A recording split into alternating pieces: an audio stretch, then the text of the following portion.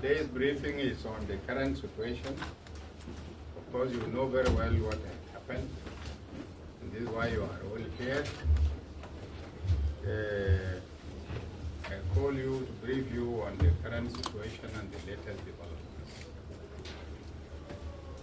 Ladies and gentlemen of the media, of course, as you have been following from the beginning of March up to now, there are so many events that have been happening, and all these are a result of, this is in accordance with the intelligence report and security and intelligence reports that Dr. Riek Machar, the first Vice President of the Republic of South Sudan, and the Chairman of the SPLM-AIO, the Chairman and Commander-in-Chief of the SPLM-AIO, had all this time been in contact with his people, with his bases, and as a result of these contacts, a lot of things happened within the month of March. As you know very well, the first thing that started was when the White Army decided to assemble and attack the Nasir garrison. Before the attack, when they had besieged the garrison, we talked with the first Vice President and told him and requested him to direct his forces, which are the White Army, who later on turned out to be the NAS forces. These are IO forces. We requested him to direct his forces to withdraw from NAS. This was on the 3rd. This was the meeting which was held on the 3rd in the office of the President. On that meeting, Dr. Riek, instead of directing his forces to withdraw, he directed them to attack Nasir garrison, and as a result, Nasir garrison was captured in the morning of the 4th of March. After the capture, Riek Machar also promised the UNMISS, he directed the late General, or Matar, General Major, he directed him to surrender to the IO forces. And the general refused, and just to go and pick those who are there with the general. He promised them,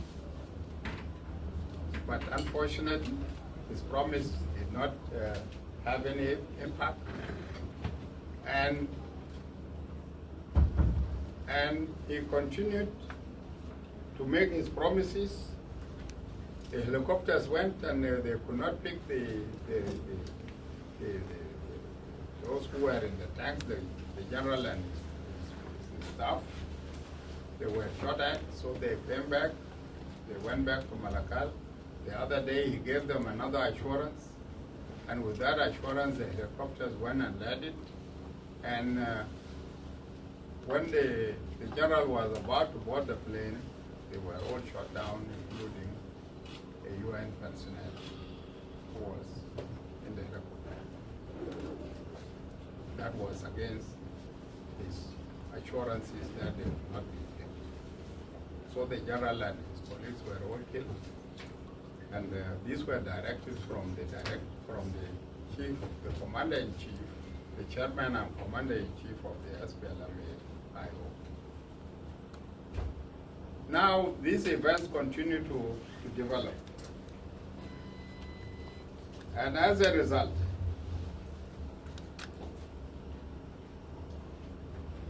the IO forces, in the name of the White Army and the NAS Defense Forces, 1, attack and overran Nasir garrison. Number 2, the SPLM-AIO continue to mobilize and preach hate speech, hatred, and tribalism in the name of protection the North land. The North land, which means the land of the Nuer, or the Nuer land.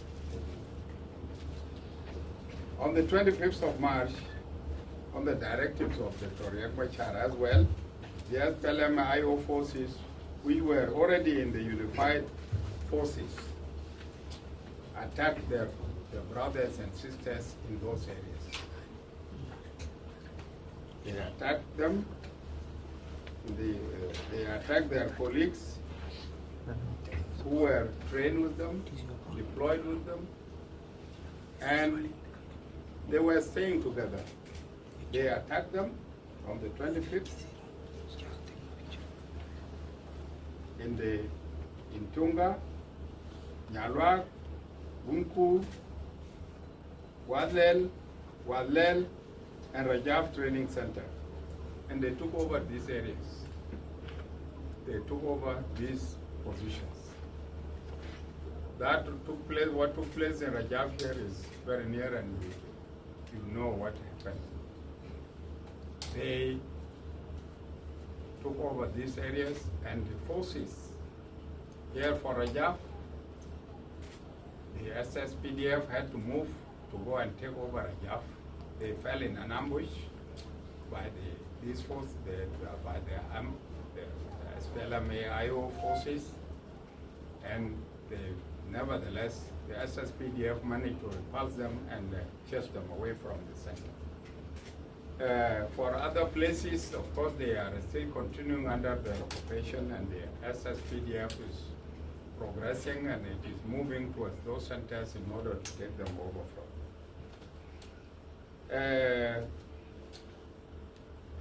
On the 26th of March,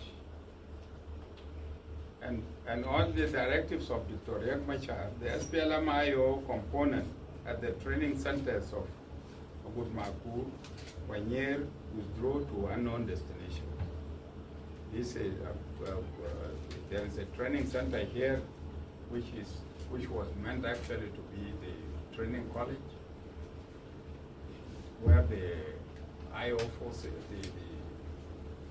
where the national security forces were there, combined forces.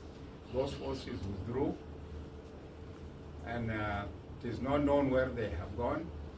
They don't have arms, but they withdrew with some of the trainers. Some of the trainers who were armed, they withdrew with them to unknown destination. Also, the forces of Anyer also, who were there, they have also withdrawn with their trainers, and it is not known where they have gone. But they are, our heroes and heroines shed their blood and sacrificed their lives. There's no joke about this, because this independence which we got today was not given to us on a silver plate. It was paid for, and we have paid lives and blood. And as such, anybody who would attempt to play with this independence will not be tolerated. For that matter, His Excellency the President directed his arrest.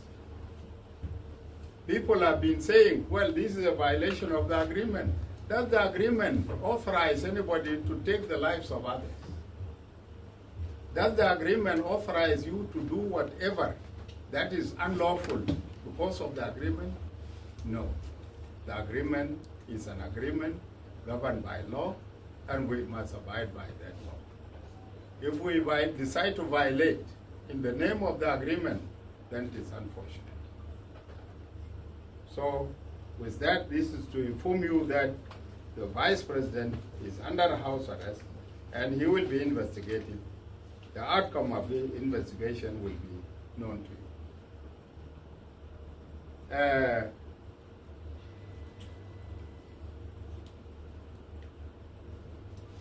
Why did the President do that? The President did this in order to save the agreement. All these efforts which are being exerted and all these games which were being played around are games which are meant to derail the agreement. There are events, all that took place is to ensure, for them to ensure that the agreement does not go ahead, that the agreement collapses, so that we don't go for elections. So anybody who is obstructing the progress of this agreement will not be tolerated.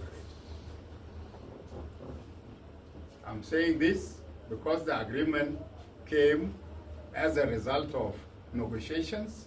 It did not give any party the right to obstruct the progress which is being made in the implementation of that.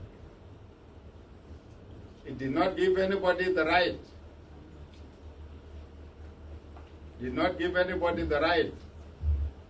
To commit offenses in the name of the agreement so that he is tolerated because we are fearing that the agreement may collapse. No. Such actions are the actions that will lead to the collapse of the agreement. This is why the president had to intervene in order to prevent the collapse of the agreement. So this is the reason why Dr. Riek Machar, if you might have heard, is at present under house arrest. There are those who are in the social media. There are those who are saying, no, the vice president is not under house arrest. I've come here to confirm that he's under house arrest. So that you don't listen to all those people. Those who try to deviate and create unnecessary havoc around the issues.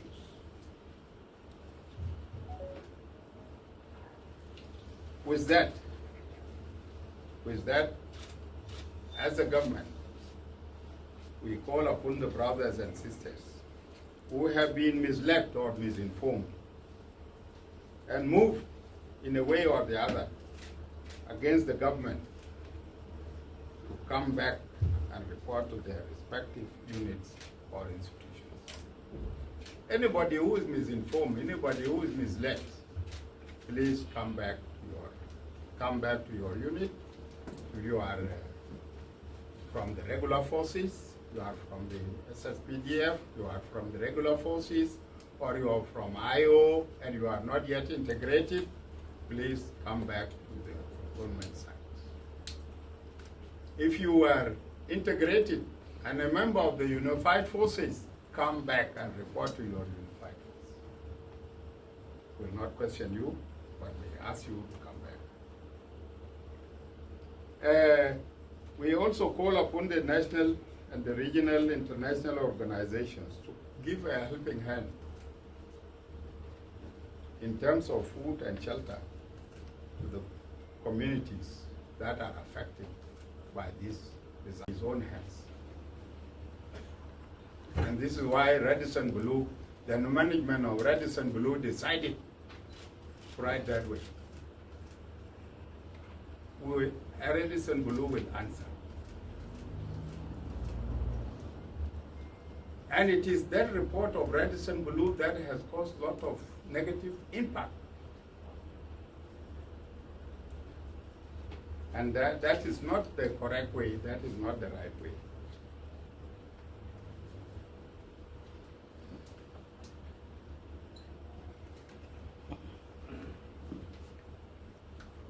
With this, I urge the citizens to disregard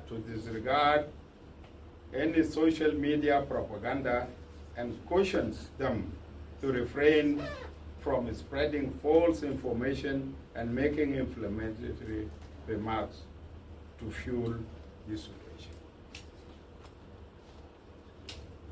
If those of Radisson Blu can come up with such a thing, what are they doing? They are fueling up this situation. If Radisson Blu, as a company, feels insecure, they should pack and go. But they should not call on foreigners, other expatriates, and tell them, no, you are insecure. Are they in charge of their security? Even the staff of the Radisson Blu is the responsibility of the government of South Sudan. Not for them to claim being responsible for the security of others. And who are those authorities that usually advise them on security issues here in South Sudan?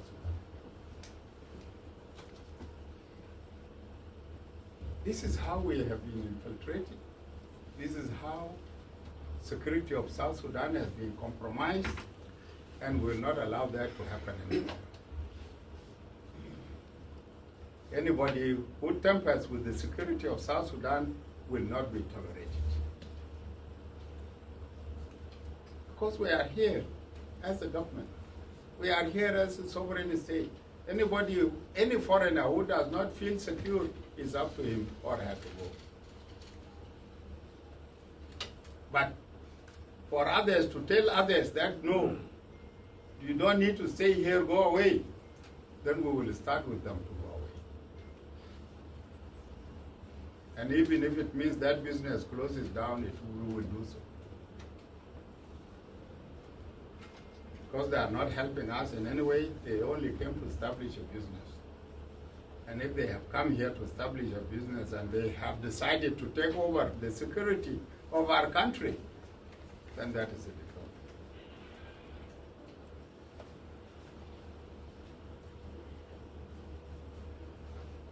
So I'm requesting all the media houses to refrain from collecting information from unreliable sources. Collect information from the right sources whom you can quote. Because this is the most important thing. Any information that you get, you must quote it so that when you are asked, you will be in a position to say, yes, I got it from X or Y. But when you pick it anyhow and then you begin to disseminate it, at the end of the day, you may find yourself forwarding or giving out the necessary an information which is not in place. An example. Yesterday, Mama Rebecca, the vice president, who had been sick all this time, left yesterday from Juba International Airport, going to Nairobi, and today she will be leaving for Dubai. She is going for treatment. Now, some of you have already picked it and said, oh, things are very bad. Even Mama Rebecca has escaped. Imagine. And even if I were not to come back, I think you would have said that Michael has escaped. Because I had to come back and cut my mission yesterday, and I came back yesterday.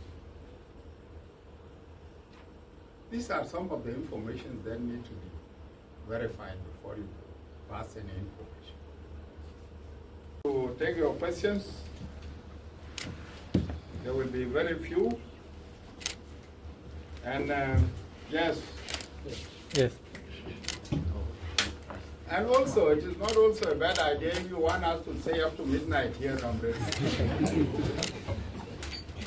Because I'm seeing so many hands here. Yes. Start from here.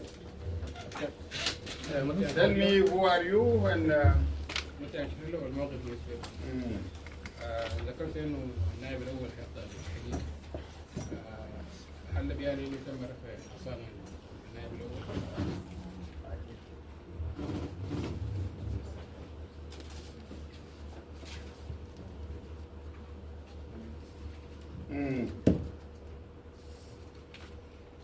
Yes. Yes.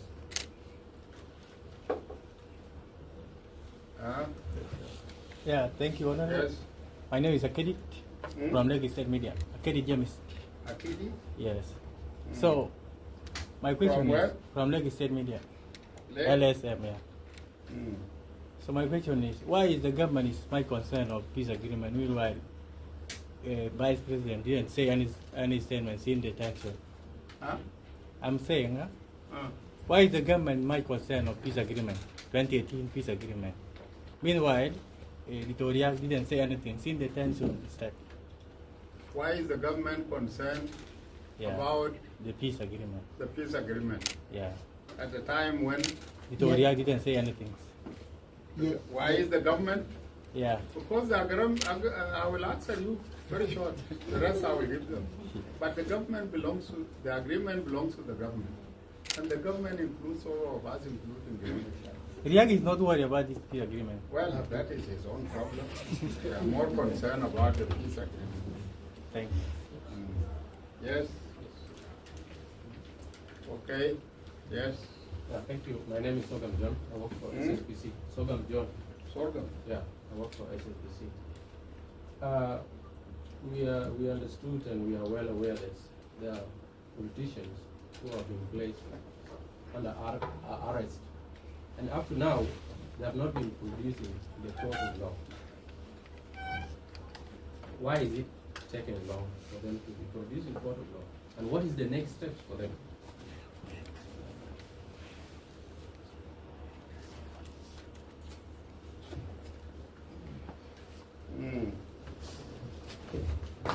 Yes, Nak? Yeah, thank you very much. My name is Eddie from Classic. Can you make us understand, and the people of South Sudan, after all this, and the first vice president put on the house arrest members of SPLMIO, some of them are out of the country. What is the future of the peace agreement? We've talked about the peace agreement. Who are you? Esbon Born from Classic. from Classic. Classic FM.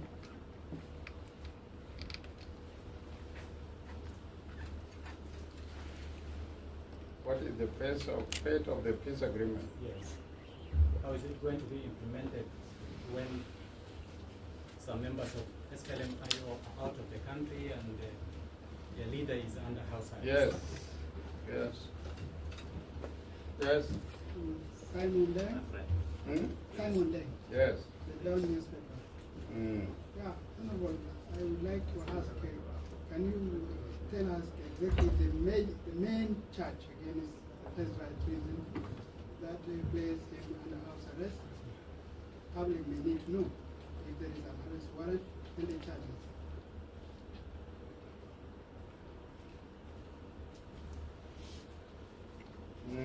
Yes. It will be very matter of fact. Yes. Yeah, thank you. I'm Daniel Grant from the radio community.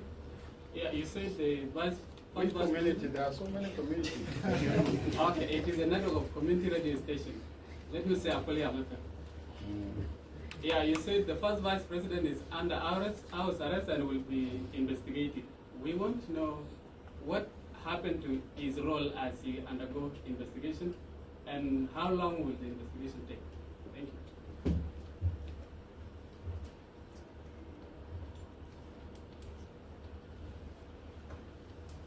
Public issues.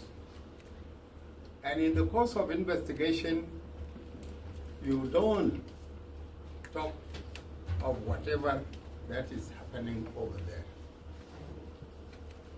And as such, those of you who want to know as to why Riek Machar was arrested, he is arrested because he is charged, accused of being in conflict with the law. As to how he is in conflict with the law, this is what will be investigated. You know very well in the course of investigation, an accused person is presumed innocent until his guilt is proved. So what happened is that you are accused, yes, you are presumed innocent, but you are subjected to investigation. It is the investigation that will prove as to whether you are in conflict with the law or not. So that is the situation in which we are. I will not be telling you that Riek Machar is charged under this section of the law or under that section of the law, but he is in conflict with the law. So that is what I can say. On the issue of immunity, these are issues you have nothing to do with all this. As to whether he was released, he was arrested without immunity or with immunity, that is none of your concern. So don't ask me about the lifting of the immunity, because it is irrelevant here.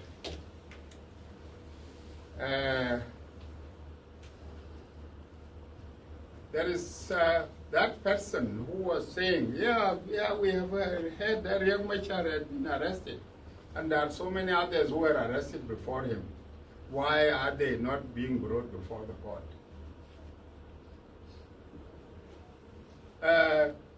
Ladies and gentlemen, we should not put the cart before the horse. I say this because Sending somebody to the court, it means that you have completed your investigation and you are taking the case there. Being under investigation does not take you to the court. Does not take you to the court, because when we take you to the court, we are taking you for trial. And before you go for trial, you must be investigated. We are at the stage of investigation, and as such, those of you who want to put the cart before the horse should wait patiently. The time will come when you will know that these people have been taken to the court.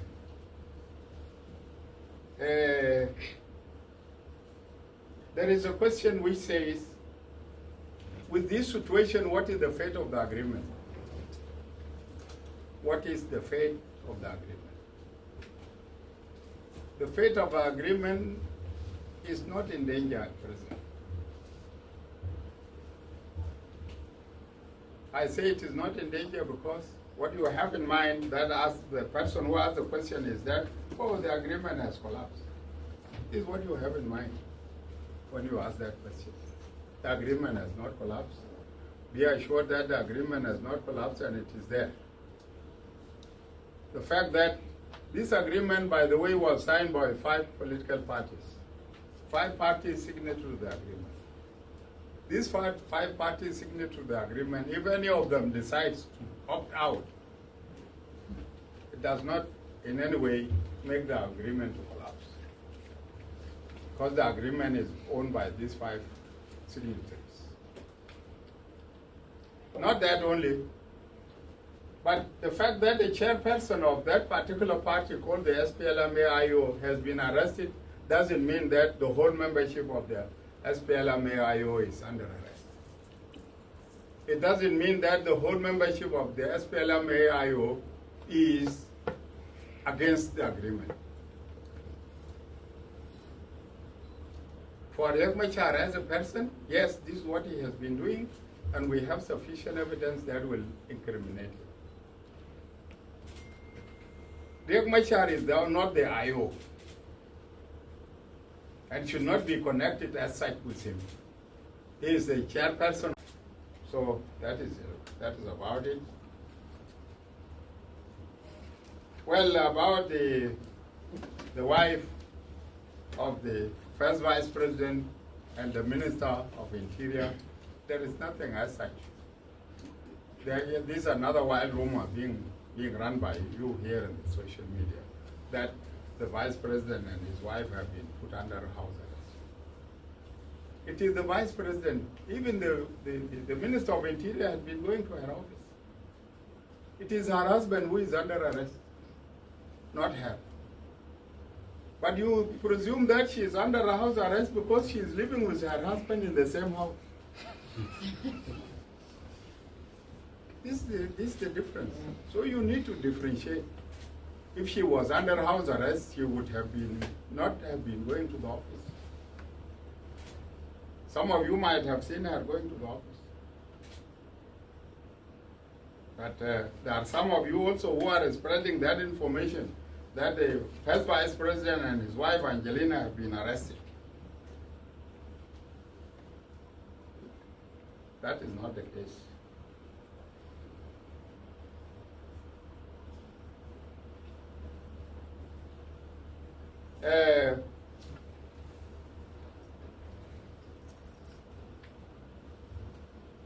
The last question was what? International community. What do you say?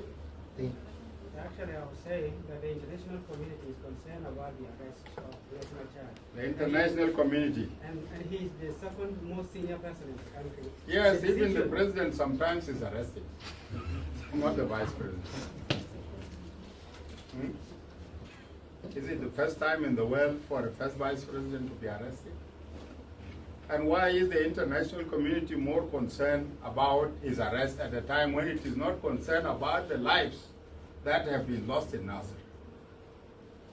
The international community has never condemned what happened in Nasser.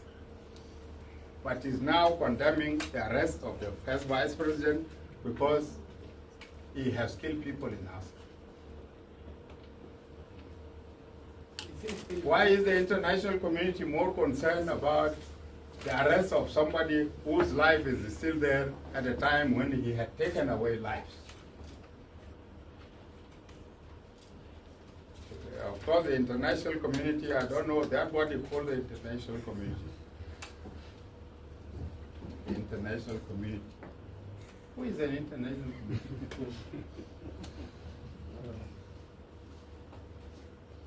That is what I can say. Yeah, So the international community, you are more concerned about the arrest of the vice president, are more concerned about the lives which have been taken by the first vice. What happened to his role as the first vice president? That is immaterial. Even if you kill a person and you are a president, you will be arrested. Are there evidence that he has killed people? Don't you know what happened in Africa? You don't know it? So now he's under investigation. Is the work is stopping his work? Be disciplined. Yes, what? Until I call you. Yes. Honorable Yes. Minister. You have already No, spoken. I didn't ask. It was my colleague. Now, you're saying that the past vice president is under house arrest. Do you have a plan to be removed from his house to another place? Plan, when you are put under house arrest, it means that you are kept in the house. That's what.